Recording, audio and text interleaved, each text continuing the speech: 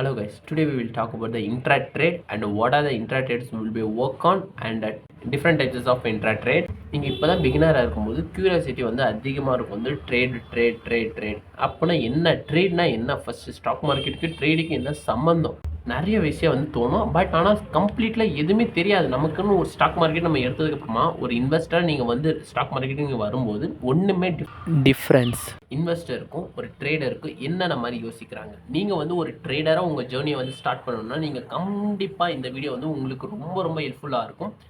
எப்படின்னா நம்ம ட்ரேட் பண்ணலாம், எந்தெந்த மாதிரி டிஃப்ரெண்ட் டைப்ஸ் ஆஃப் ட்ரேட் இருக்குது, அதில் எது பெஸ்ட்டு, உங்களுக்கு எந்த பர்சனாலிட்டி ரொம்ப ரொம்ப சூட் ஆகும், ட்ரேடிங் ஸ்ட்ராட்டஜி நம்ம யூஸ் பண்ணணும், டாக்டிக்ஸ் எது யூஸ் பண்ணணும், ஃபார் ப்ராஃபிட் வர்றதுக்கு எவ்வளோ டைமிங்குள்ளே நம்ம எய்ம் பண்ணணும் அப்படின்னு நம்ம ஒரு கம்ப்ளீட் இந்த வீடியோ வந்து பார்க்கலாம். நீங்கள் ஒரு பிகினராக இருக்கீங்க, என்னோட ஜேர்னி வந்து ட்ரேடாக நான் ஸ்டார்ட் பண்ணணும் அப்படின்னு நீங்கள் நினச்சிங்கன்னா கண்டிப்பாக இந்த வீடியோ வந்து ரொம்ப ரொம்ப யூஸ்ஃபுல்லாக இருக்கும். இன்வெஸ்ட்மெண்ட்டும் ட்ரேடு ரொம்ப ரொம்ப டிஃப்ரென்ஸேட் இருக்குது.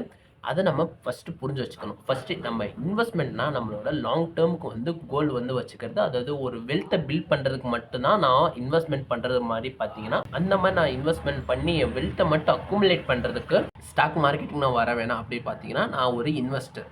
அதாவது நான் ஸ்டாக் மார்க்கெட் வரதுக்கே நான் ட்ரேட் மட்டுக்கு தான் வரேன், அதாவது எனக்கு அதிகமாக எனக்கு ப்ராஃபிட் வேணும் அப்படின்னு நம்ம நினச்சி வந்தான்னா, நான் வெல்த் அக்குமுலேட் பண்ணுறதுக்கு நான் வந்து ஸ்டாக் மார்க்கெட் வரல, நான் அப்படியே சும்மா தான் எனக்கு இப்போதைக்கு ப்ராஃபிட் வேணும், இதுதான் என்னோட ஜேர்னி அப்படின்னு நீங்கள் நினச்சி வந்தீங்கன்னா இது வந்து ட்ரேட். இன்வெஸ்ட்மெண்ட்காரவங்க, அதாவது ரீட்டைல் இன்வெஸ்டர் வந்து நம்மள மாதிரி இருக்கவங்களுக்கு வந்து டிமேட் அக்கௌண்ட் வந்து தேவைப்படுது. இன்ட்ராடேஸ் அண்ட் ஃபியூச்சர் ஆப்ஷனல் ட்ரேடிங் வந்து பார்த்தீங்கன்னா அவங்களுக்கு வந்து ட்ரேடிங் அக்கௌண்ட் வந்து ரொம்ப ரொம்ப தேவைப்படுது. இந்த இன்ட்ராட்ரேடுக்குள்ளேயே நம்மளோட இன்ட்ராட்ரேட் வந்து வித்தின் 9:15, அதாவது 9:15 to 3 o'clock தான் நம்மளோட டேக்குள்ளே முடிய போகுது. இந்த இதுக்குள்ளே தான் மட்டும்தான் நம்மளோட மார்க்கெட்டை வந்து ஓப்பன் பண்ணி க்ளோஸ் பண்ணுற வரைக்கும் நம்மளோட ட்ரேட் பண்ண முடியும். வித்தின் சிங்கிள் டேக்குள்ளே வித்தின் அந்த டைமிங்குள்ளே மட்டும் ஏம் பண்ணி ப்ராஃபிட் பண்ணி லாஸ் பண்ணுறது வந்து பார்த்திங்கன்னா இன்ட்ராட்ரேட். வித்தின் அ ஷார்ட் பீரியட்குள்ளே, அதாவது வித்தின் 6 hours முடிக்கிறவன் வந்து பார்த்தீங்கன்னா இன்ட்ராட்ரேட். இந்த இன்ட்ராட்ரேடுக்குள்ளேயும் 5 டிஃப்ரெண்ட் டைப்ஸ் ஆஃப், அதில் உங்களுக்கு எது ரொம்ப ரொம்ப சூட்டபிளாக இருக்கோ, உங்களோட பர்சனாலிட்டிக்கு ரொம்ப சூட் ஆகுதோ அதை நீங்கள் சூஸ் பண்ணி நீங்கள் அந்த ஸ்கில்லை வந்து லேர்ன் பண்ணிங்கன்னா கண்டிப்பாக you will become a trader. Second thing வந்து பார்த்தீங்கன்னா ட்ரேடிங்க்கு வந்து ரொம்ப ரொம்ப ஹியூஜ் கேபிட்டல் வந்து அதிகமாக தேவைப்படுது. இப்போதைக்கு நான் 1 லட்சம் to ஒரு 2 லட்சம் அந்த மாதிரி நான் பெருசாக ஹியூஜ் கேபிட்டல் வந்து நான் இன்வெஸ்ட் பண்ணி வித்தின் ஃப்ராக்ஷன் ஆஃப் அ செகண்ட்குள்ளே நான் வித்ட்ரா பண்ணி ப்ராஃபிட் எடுத்தால் மட்டும்தான் பர் டேக்குள்ளே எனக்கான தேவைப்படுற மாதிரி ஒரு 5K to ஒரு 10K ஒரு 20Kக்குள்ளே மாதிரி தான் என்னோட ப்ராஃபிட் எடுக்க முடியும். அதாவது எனக்கு ஒரு 2 lakhsக்கு 3 lakhsக்கு மேலே நான் ஹியூஜ் கேபிட்டல் என்கிட்ட இருந்தால் மட்டும்தான். மிச்சப்படி நீங்கள் ஒரு பிகினராக இருக்கீங்கன்னா உங்களோட ஜேர்னி வந்து இப்போதைக்கு ஒரு பிகினர் ஜேர்னியை வந்து இருக்கீங்கன்னா ரொம்ப ரொம்ப ஹியூஜ் கேபிட்டல்லாம் ரொம்ப தேவைப்படாது. ஒரு ஸ்மால் கேபிட்டல் ஆஃப் ஒரு 1000, ஒரு மினிமம் காஸ்ட் ஆஃப் ஒரு 500க்குள்ளேருந்து நீங்கள் ஸ்டார்ட் பண்ணாவே போதும். ஏன்னா you will get a experience afterwards. ஒரு பெட்டர் லேர்னிங் கிடச்சதுக்கப்புறமா நம்ம பெஸ்ட்டாக நம்மளோட கேபிட்டல் யூஸ் பண்ணி கேபிட்டல் வந்து அதுக்கப்புறமா ஃபுல் டைமாக நம்ம ட்ரேட் பண்ணலாம். ஸ்கேல்பா ட்ரேடர் வந்து பார்த்தீங்கன்னா ஒரு வித்தின் அ ஃப்ராக்ஷன் ஆஃப் செகண்ட்குள்ளே ஹியூஜ் ப்ராஃபிட் வந்து பண்ணுறவங்க வந்து ஸ்கேல்பா ட்ரேடர். வித்தின் இப்போ தான் நான் ஸ்டாக்கை வந்து பார்த்துருக்கேன், ட்ரெண்ட் அனாலிசிஸ் வந்து பார்த்துருக்கேன், பை பண்ணிவிட்டு செல் பண்ண போகிறேன், அவ்வளோதான். வித்தின் 0 to ஒரு 10 minutesக்குள்ளே வந்து தான் இவங்க வந்து அந்த ஹோல்ட் ஆன் பண்ணுவாங்க. மிச்சப்படி within a fraction of a second, இப்போ ஒரு ஷேரை வந்து ஒரு 10 rupeesக்குன்னு ஒன்று வாங்குறாங்கன்னா அந்த ஷேரை வந்து 0.2 rupees, அதாவது 10.2 rupeesக்கு மேலே வந்து ஐப் ஆயிடுச்சுன்னா உடனே செல் பண்ணிடுவாங்க. இதுதான் ஸ்கேல்பா ட்ரேடர். ரொம்ப அக்ரெசிவாக எனக்கு ப்ராஃபிட் மட்டும்தான் ரொம்ப ரொம்ப முக்கியம். 0.2 or 3 அந்த மாதிரி ஜாஸ்தி ஆனதுக்கப்புறம் வித்தின் ஸ்லைட் ப்ராஃபிட் வந்ததுக்கப்புறம் உடனே வித்ட்ரா பண்ணிடுவாங்க. இவங்க வந்து மெயின் ஜாபே வந்து ட்ரேடிங் மட்டும்தான் இருக்கும். அதனால தான் ஸ்கேல்பா ட்ரேடர் வந்து சொல்லுவாங்க. இந்த ஸ்கேல்பா ட்ரேடர்ஸ் வந்து நம்ம இருக்கணும்னா டெக்னிக்கலி ரொம்ப ரொம்ப ஸ்ட்ராங்காக இருக்கணும். ஸ்கேல்பா ட்ரேடர்ஸ்க்கு வித்தின் எல்லா பேட்டர்ன், எல்லா மேட்சிங், என்னென்ன டாக்டிக்ஸ் எல்லாம் யூஸ் பண்ணுறவங்க எல்லாமே நம்ம படித்து கற்றுக்கிட்டு தான் ஆகணும். செகண்ட் விஷயம் வந்து பார்த்தீங்கன்னா மொமெண்டம் ட்ரேடர். இந்த மொமெண்டம் ட்ரேடர் வந்து பார்த்தீங்கன்னா ரொம்ப ரொம்ப டிஃப்ரெண்ட்டாக இருப்பாங்க ஸ்கேல்பா ட்ரேடர் வந்து பார்த்தீங்கன்னா within a fraction of a செகண்ட்குள்ளே விற்று உடனே ப்ராஃபிட் வந்து பண்ணிடுவாங்க, ஸ்லைட் டிஃப்ரெண்ட் ஆனதுக்கப்புறமா. இந்த மொமெண்டம் ட்ரேடர் வந்து பார்த்தீங்கன்னா கம்ப்ளீட்லி ஒரு ட்ரெண்ட் அனாலிசிஸ் வந்து பார்த்துருக்காங்க. அதாவது ஒரு பிரேக் பாயிண்ட் மாதிரி ஒரு ட்ரேட் லைன், அதை இன்டர்நெட் ட்ரையாங்கிள் வந்து பார்த்துருக்காங்கன்னா ஒரு ஸ்லைட்டாக இவ்வளோ டீப்பில் வந்து வாங்கி அதுக்கப்புறமா எவ்வளோ ப்ராஃபிட், அதாவது அந்த ட்ரெண்ட் அனாலிசிஸ் படி பார்த்தீங்கன்னா எவ்வளோ அளவுக்கு ப்ராஃபிட் வந்து போகும், அந்த ட்ரெண்டை வந்து அந்த சார்ட்டில் வந்து எவ்வளோ ப்ராஃபிட் வரைக்கும் போகும், அது வரைக்கும் வெயிட் பண்ணி அந்த மொமெண்டம் எடுத்ததுக்கப்புறமா செல் பண்ணிடுவாங்க. இதுதான் மொமெண்டம் ட்ரேடர். இந்த மொமெண்டம் ட்ரேடர் வந்து பார்த்தீங்கன்னா கண்டிப்பாக நமக்கு சார்ட் டயக்ராம் எல்லாம் நம்ம கற்றுக்கிட்டு தான் ஆகணும் டு பிகம் அ ட்ரேடர். அதனால இந்த ட்ரேட் வந்து பார்த்தீங்கன்னா ரொம்ப ரொம்ப அட்வான்ஸ்ட் நாலேஜ், டெக்னிக்கலி ரொம்ப ரொம்ப ஸ்ட்ராங்காக இருந்தால் மட்டும்தான் நம்மளால மொமெண்டம் ட்ரேடை வந்து பண்ண முடியும். இந்த மொமெண்டம் ட்ரேடர் வந்து பார்த்தீங்கன்னா ரொம்ப ரொம்ப அக்ரெசிவாக இல்லாமல் மொமெண்டம்காக வெயிட் பண்ணி ஒரு வாட்டி ஏம் பண்ணி சொல்லி அடிக்கிறது தான் இந்த மொமெண்டம் ட்ரேட் வந்து. நெக்ஸ்ட் மூணாவது ஒரு விஷயம் வந்து பார்த்தீங்கன்னா ரிவர்ஸ் ட்ரேட். இந்த ரிவர்ஸ் ட்ரேட் வந்து ரொம்ப ரொம்ப டிஃப்ரெண்ட்டாக இருப்பாங்க. அதாவது எல்லா பேர் ட்ரேடர்ஸ் வந்து எப்போ அவங்க வந்து பை பண்ணுவாங்களோ இவங்க அப்போ தான் செல் பண்ணுவாங்க. ரொம்ப ரொம்ப ரிவர்ஸ் தான் இருப்பாங்க. சொல்கிற மாதிரி பார்த்தீங்கன்னா ரிவர்ஸ் சைக்காலஜியை ரொம்ப ரொம்ப யூஸ் பண்ணுவாங்க.